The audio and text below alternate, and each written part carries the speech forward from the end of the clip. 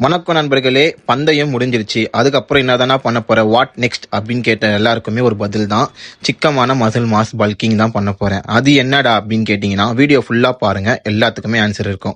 சரி, லாஸ்ட் பந்தயம் பார்த்தீங்கன்னா 65 to 70 கேஜில ஏறினேன். கோச் இதெல்லாம் பத்தாது, நெக்ஸ்ட் பந்தயத்துக்கு நம்ம 75 to 80 கேஜில ஏறுவோம் அப்படின்னு சொன்னாரு.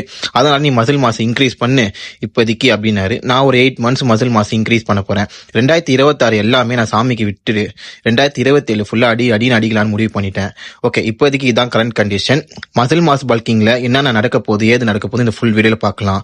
எப்பவும் போல ஃபர்ஸ்ட் ஏஞ்சோன்னு என்ன பண்ணுவேன், பிளாக் காஃபி தான் குடிப்பேன்.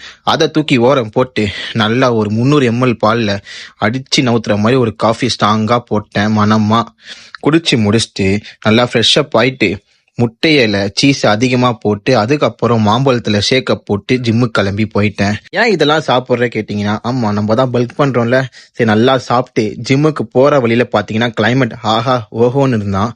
சரி, ஏறினோடனே பாத்தீங்கன்னா நம்ம ஜாக்காக்கா பாத்தீங்கன்னா ஒரு ஸ்வீட்டை குத்தாங்க, அதெல்லாம் சாப்பிட்டு ஒர்க் அவுட்ல குதிச்சிட்டேன்.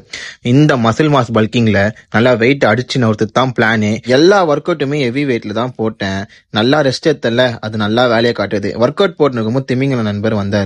அவர்கிட்ட என்கிட்ட ரொம்ப நாளாவே டவுட்டு, திமிங்கலத்துக்கு நல்லா ஒரு பெல்லா இருக்கா இல்லையான்னு தான். அதுக்கப்புறம் பெல்லா நண்பர் வந்து வா அவுத்து பாத்துருவோம்னு சொல்லிட்டு 2 பேரும் பறக்க போட்டு நல்லா அவுத்து பார்க்கலான்னு முடிவு பண்ணிட்டோம். அதுக்கப்புறம் அவரு ஃபுல் அண்ட் ஃபுல் செக்யூரா இருந்தாரு. ப்ரோ வீடியோல போட்டுற போறீங்க அப்படின்னு சொல்லிட்டு கைட்டி பார்த்தா, ஆஹா இதெல்லாம் வேலையாவாது இருக்கு போல அப்படின்னு சொல்லிட்டு அவரை விட்டாச்சு.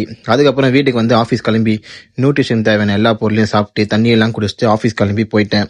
போனோடனே நம்ம தான் பல்கிங்ல இருக்கோம்ல, அதனால குட் டே பிஸ்கெட் வாங்கி காஃபில தொட்டு சாப்பிட ஆரம்பிச்சேன். எனக்கு ரொம்ப நாளாவே இந்த சின்ன வயசுல இருந்து காஃபில பிஸ்கெட் தொட்டு சாப்பிடுறது பழக்கம். இந்த டயட்னால ஒரு 6 மாசம் விட்டேன், திரும்பியும் பழகிட்டேன். நானும் ஆஃபீஸை முடிச்சுட்டு வீட்டுக்கு போயிட்டேன். இந்த சிக்கமான பல்கிங்க Day 1 ஸ்டார்ட் பண்றேன். மறக்காம ஃபாலோ பண்ணிக்கோங்க. Bye by.